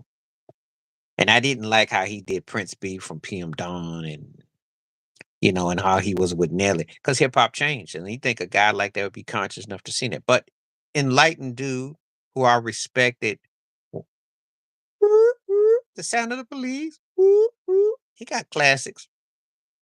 You know, I respect his aesthetic on that, but there's certain other things with him I'm kind of. He can be heavy handed, but I like some of the stuff that he did do. There's pros and cons with that. Actress, she'd have been like the female version of Tupac. Um, she did. I think her and R. Kelly could have been a dynamic duo. Could have been like a Jamie Lewis type of thing, because they chemistry was scary. I do believe, and she could always keep a catchy song, but I don't think that she was ingrained with the music. I think the acting would have definitely blew her up even more. I definitely, because I saw it when people were actually buying records. She had, after they argue that somebody, she was catchy, but then, you know, I think that she had moments, and she could have dabbled in both, but I think the acting thing would have been real interesting when she'd have gone. Of course, you're gonna take Antonio Freeman because mostly Muhammad, who I liked a lot with Carolina, and was a very good receiver. Freeman was one of those dudes that weren't it for the long line of top tier guys like Irvin and Rice and Reed and Sharp. He would have been next. He was that dude. Yeah, you need to go. You might start seeing some bring back Sam Darnold signs. He taking sacks, throwing balls in the ground, missing his men. He's missing passes that are like short hopping, and that's the lack of his juice in his arm. He had a couple short hops. His mechanical timing is off, and I don't know what Belichick was lying to him. Somebody he gonna get back next year because he can't even throw straight line, narrow, no. If he don't heave balls, his stuff over the middle might drip drop on you. So I don't know how anybody can see and not see that he's definitely taking a beating and falling off. It's there for the plain eyes to see. You know, I understand people who got this romanticism with him and they still think he's gonna come back and do something. But when you say he looked worse than Zach and that guy's, I tell you, no, he's funny, got a dry humor, so they might put a coat on him. He would not make it as a coach. He'd have to start off as an assistant. He probably have to coach high school or some double A college team. He would not make it at an NFL level. And I couldn't imagine it because with his kind of arm strength and his technical, you'd have to pretty much be in tune to what he does to how you visualize the field. So, but that's where I'm seeing it with him. His arm is definitely taking a beating. And he's at the rank of his life now where he looks more vulnerable than he's ever looked. So please continue to hit the like, hit the subscribe, and also please feel free to hit those questions. Same thing with Peyton. Yeah, well, Peyton wasn't geared towards being like that. I mean, again, it's tough to be a former a quarterback and to be a coach because then you get a coordinating position, but how would you see the field and how would you design? Actually, Peyton would be interesting because he used to feed his offense off the defense. So he would actually be interesting. He would be in that regard because he's the first quarterback I saw who played off of what you did. I don't know what he could teach Mahomes.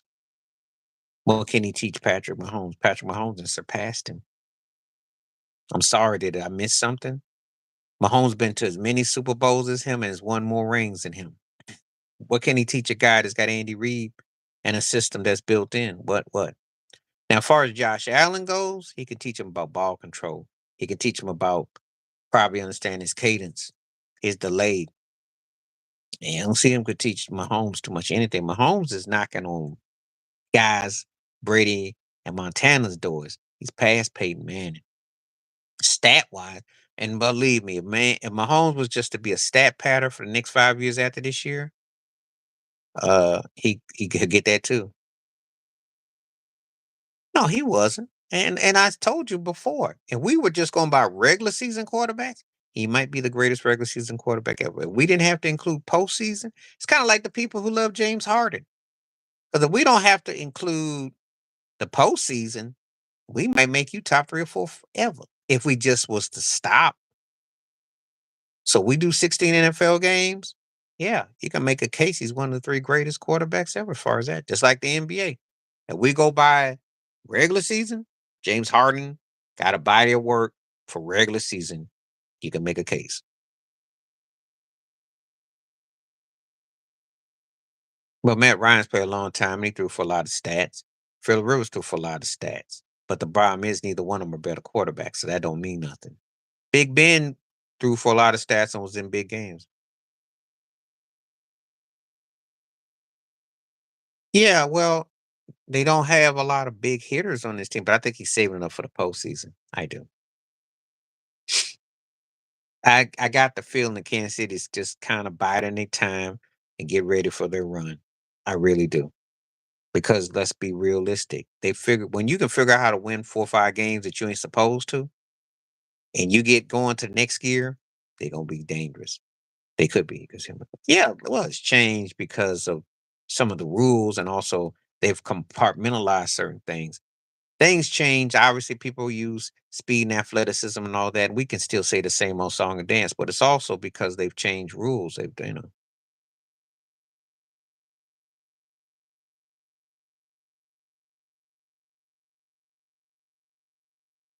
I think that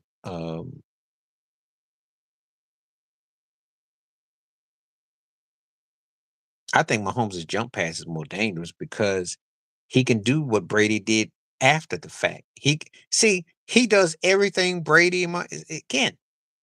And I'm not saying that he's an end all be all, but even when Mad Dog comes out and says Mahomes is the best quarterback he's ever seen, we're talking about a guy that what guys did for that lane, this guy covers all the bases.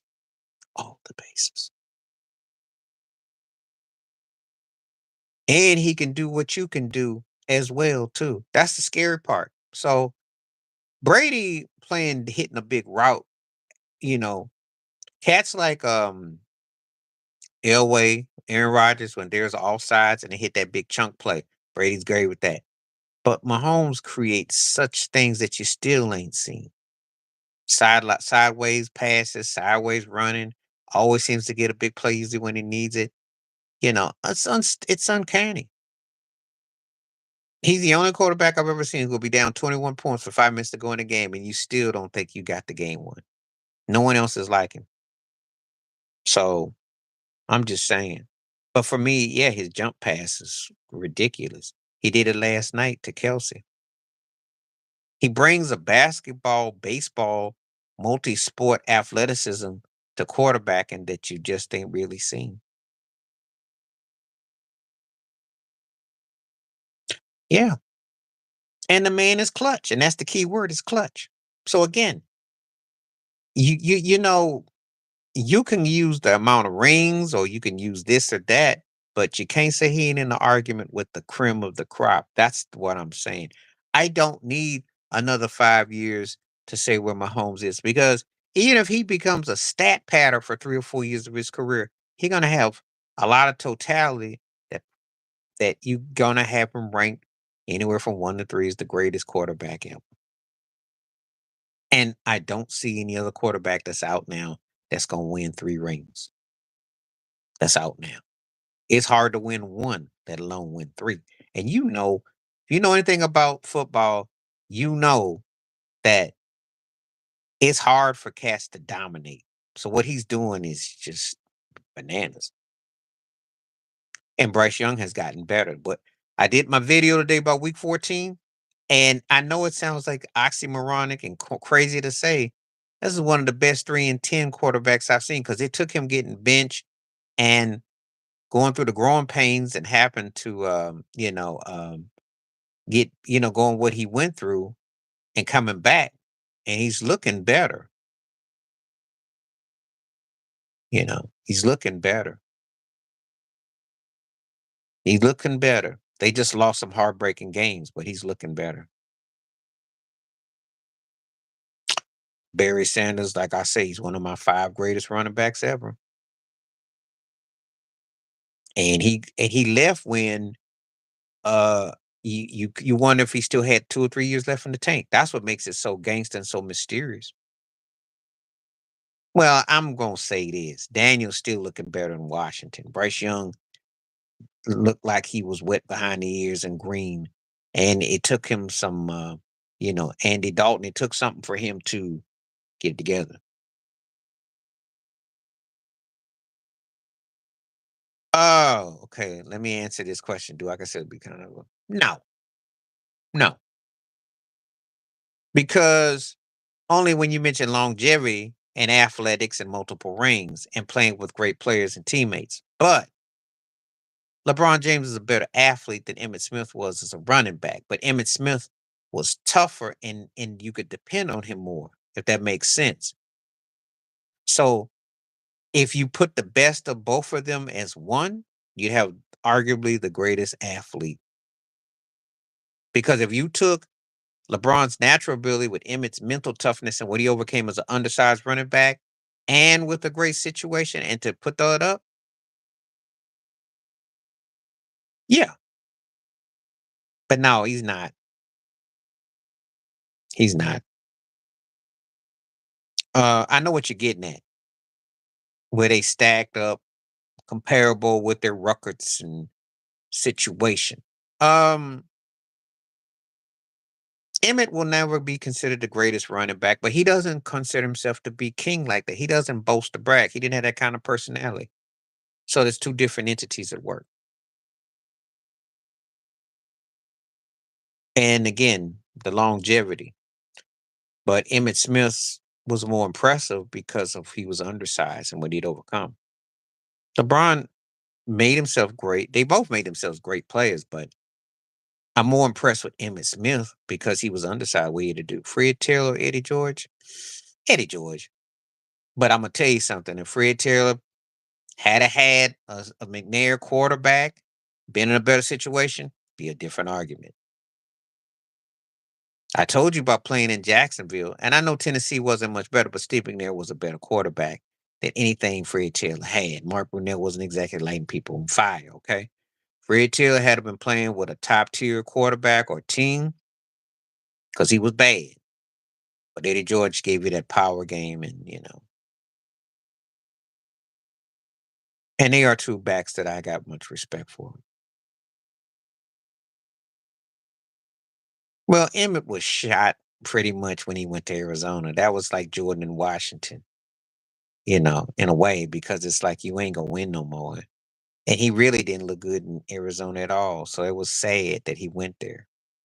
It was sad, at that point it was like he was step at. Frank Gore was actually more impressive. He had longevity because he went to Kansas City and he became a 5-yard dumpster diver. It wasn't because he was still at he played, but he got robbed of a few years with the Raiders, so we'll never know the totality of what he may have been in. I'm not taking 2 people over Jim Brown. So Jim Brown was a beast and he was ahead of the curve. I like AP, but yeah, in Arizona, because good and well Arizona we're gonna win but like 4 games. They stunk. The uniforms were fresh, but let's be realistic. That was like going to Sudan. You know, you going at the end of your career to a team that's in Saudi Arabia, and no one listen. You already know already got their suits ready for the top 6 lottery pick, and Mel Kiper's on line 1. Who you gonna draft? That's what it was like when he went to Arizona. That was the end of the career. There's certain teams you go to retire and you go off into the sunset, nobody gonna remember you. That's what was up there. Jay-Z, 84%. Wow. Okay, thank you for all the people voting. Appreciate that. I was getting some big numbers today. That's great. That is a wow. Keep on voting and keep on hitting the like and subscription. Keep on talking. We're doing good. Having a good day so far. Quite a healthy for a Monday. Come on now. You got questions, got to be better. Come on now. Lynch had big games in Seattle and he came up big, and I like Marshawn. His Bills career was okay. His Raiders career was forgettable. Bettis had a big career with the Rams and, of course, with Pittsburgh. It's going to be Bettis. I like Lynch more, and I will remember the Quake run against New Orleans. That's the one, beast mode. But let's be realistic. He didn't get the game-winning touchdown against the Patriots. He would have been a surefire first ballot Hall of Famer. He'd have been on talk shows. He would have been even bigger than he is. He got big out of respect. He'd have been twice as big. Bettis came up big for Pittsburgh, and that's how he went out. So Bettis was the one. Trent Edwards, the Bills were 7-1 at one year. They start off pretty good. Now, he didn't really fit the Bills system as a running back. I like Marshawn, but he didn't fit in Buffalo. He fit better in Seattle. And again, this is what when you be asking me questions about the draft and people and picks, and I always tell you all the time, I got to see where they go. That he's a great example. He did not fit the Bills style wise. Power back, it just didn't really click. He got to Seattle, him and Russell were like match made. I don't care how talented you are, it's got to be fits. Because one thing you're going to notice with a lot of cats, do they fit? If they don't fit, even though they could be great, it just doesn't mean. You got to be able to fit. It's like with anything. It's a marriage, and it has to work. It's like coaches, personnel, system has to fit. Um, some guys don't fit. You talking about Saquon Barkley or Frank Gore? I'm not gonna really do that. That's not fair to neither one of them because Saquon is still a fresh player, and he can go. Frank Gore didn't have the personality of Saquon.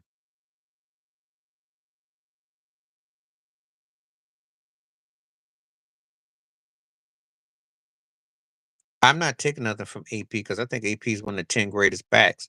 But if you understand how dominant Jim Brown was, and he retired 9 years because he was a precursor to Barry Sanders, and he left people wondering what. I know what AP was incredible for what he did, and AP got robbed because of switching his kids behind, and he should have had more. But I don't look at AP like I do Jim Brown. Jim Brown is somebody that I look at as a standard, and it's hard for me to take that guy because Jim Brown was tough. That was an era where uh, the physicality was even more tougher. So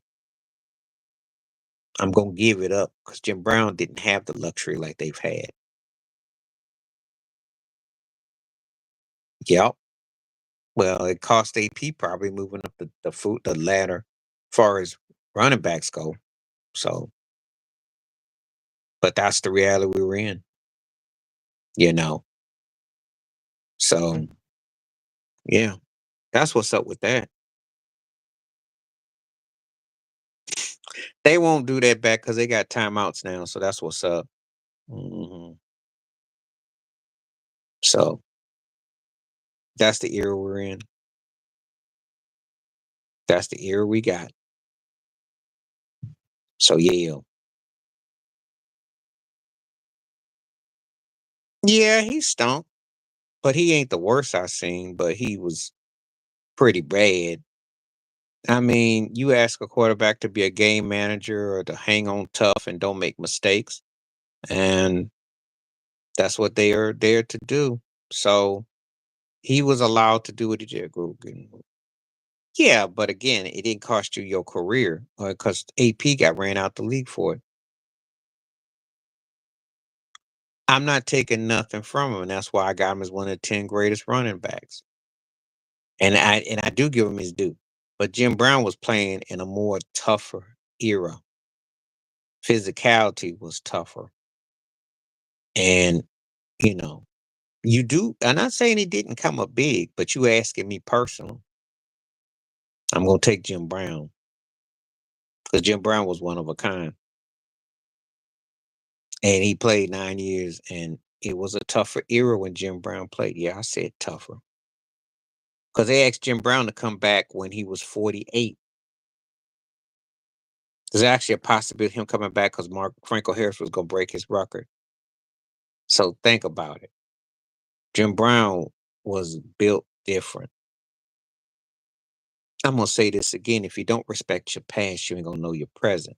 And people don't like when you defend the past. I know that. It's not fashionable to do it. But you talk about Jim Brown, he's considered the one or two greatest running back that's ever lived. He's considered a top 5 player ever. AP is not considered like that. I like AP a lot, and I will give you all of what you said. But we hold Jim Brown in higher regards. Just do. It be like that. He's that dude. So, you know. But I like AP. AP was bad,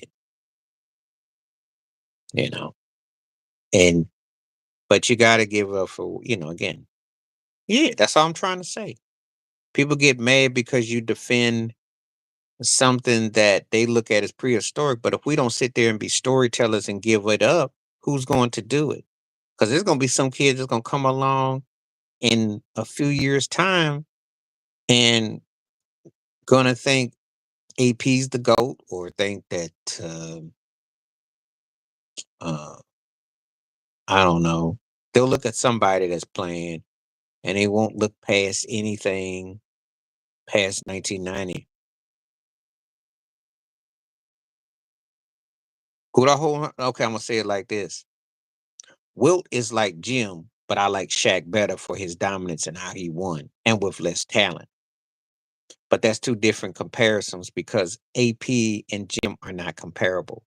Jim and OJ are more comparable than Jim and AP. AP and Barry Sanders are more comparable if you're going to do comparable. That's the difference. Jim was a power back that had finesse and got it. You gotta, if you're gonna compare, you put it more closer to something. They both are football backs, and I can understand it. Only because he had arm strength. He didn't do nothing with his career. He didn't have no memorable career. He had great arm. I mean, that's like a guy who hit a lot of home runs but struck out and didn't do nothing. That's like the old Dave Kingman argument in baseball. There's some guys hit a lot of home runs, but they didn't do nothing else. They couldn't even barely bat their body weight. What you want me to do with that? So when I Wilt is a standard, but you're asking me who won and everything, you know. So I can't have nobody like this on here though. Gotta go. But you talking about John Kitna? You talk about Kitna that played for Seattle and for I don't know who you are, Carl Cano. So if you ain't got nothing to say, this is gonna be a short conversation. You can't tell somebody what to do and you don't even introduce yourself and you don't have no comments or nothing. Kitna, I used to call him Kitty Cat. Yeah, he wasn't a bum. He just was a mediocre quarterback. And if you caught him in Dallas, he was really corny. Seattle had him for a moment, and he was okay. Yeah, he had a decent arm. But again, his problem, what I saw and remember, is that they really didn't really run any plays to offset what he was about. So he was kind of like passive. I don't go by what you do as far as passing up. If that's your criteria, if you're going to use that as a criteria, Frank Gore is ranked real high. Do I hold Frank Gore as one of the five greatest running backs ever? No.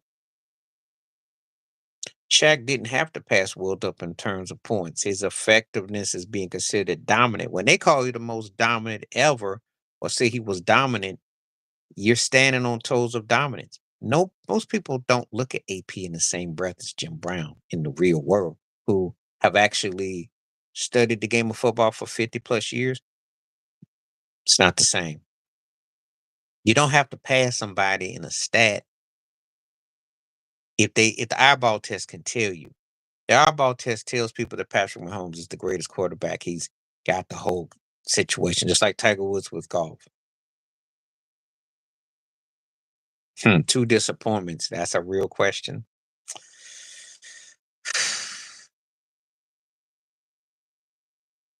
I like what MB does more than what AD has done, but AD by default because he's got the ring and the bubble ring and but MB to me moved me more. Yes, exactly it.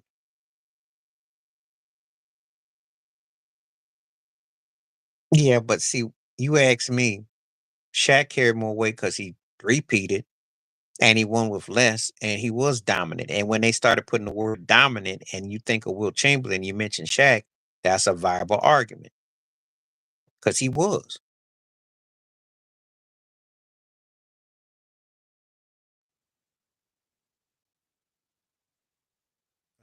James Harden had what I call better statistical, but again, we don't go by 82 game season. If it was 82 game season, James Harden would be ahead of a lot of people. He's not. Ray Allen was clutch. Ray had a regular season too. I'll take Ray Allen over him.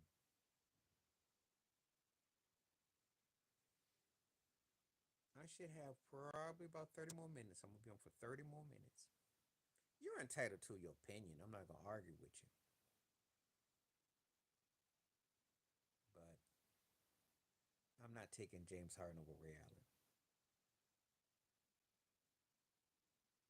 Yeah, that happens. That's why I gotta go in a little bit because I've been on and sometimes this thing kind of goes off and off.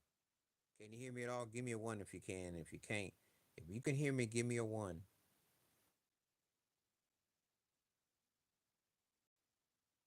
It's funny how this thing works, comes and goes. Got 34 votes. Okay, good. Okay, good. The Jay Z thing is still, yeah, it's still good. I'm getting a lot of votes today. Got a big one here, Ted. Interesting. Okay.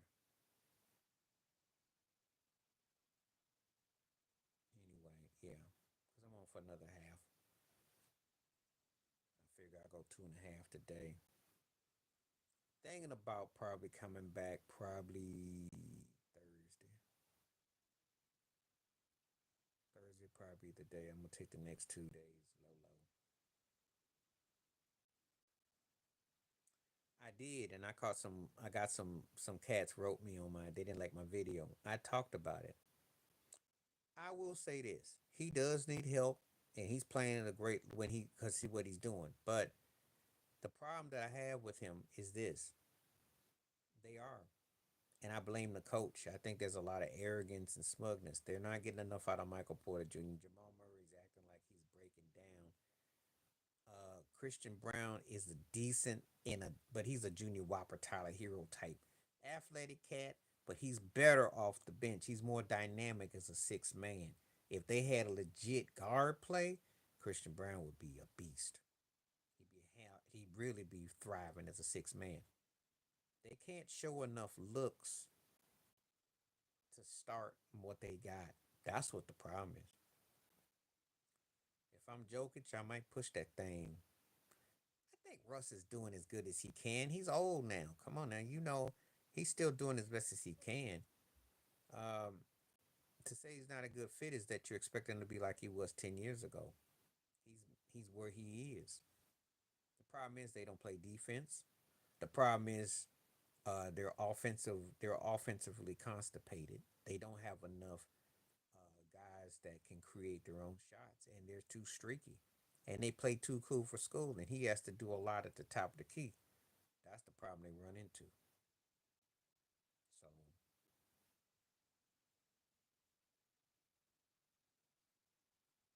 yeah, but he's older now too, man. You talking about a cat that's got miles on those wheel treads on those wheels, yo. You know how long he been around, and he's playing a guard position. Come on now, he's not a spring chicken. He can still go, but it's not the same. Actually, that's good statistics for him. The problem is they don't have no real starters, and they don't have any easy buckets. And when your best player has to start at the top of the key, shoot the ball, and has to rotate and do everything that he does, it's kind of tough. It's kind of tough. So that's the problem that they run into. I like what they got. I like what he's doing. Yeah,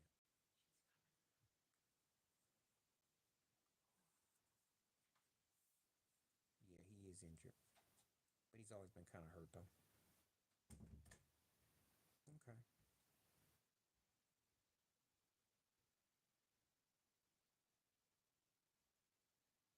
Anyway, I think I'm gonna wrap it up. Been here. Murray's been kind of hurt. I will be back in a couple of days. Appreciate everyone who took the time to vote and the votes and everything. Stay safe, stay blessed, stay real, stay woke, stay free. Appreciate you coming through, and we will talk soon. Yeah, but Dallas is not that good though. I think it's Jokic is to win, and but I think SGA is my vote. That's it. Shea deserves the MVP. If OKC wins out, it's all about Shea. If Boston wins out, he do. If Boston wins out, do you go Brown and do you go Tatum? But I think Shea's this year.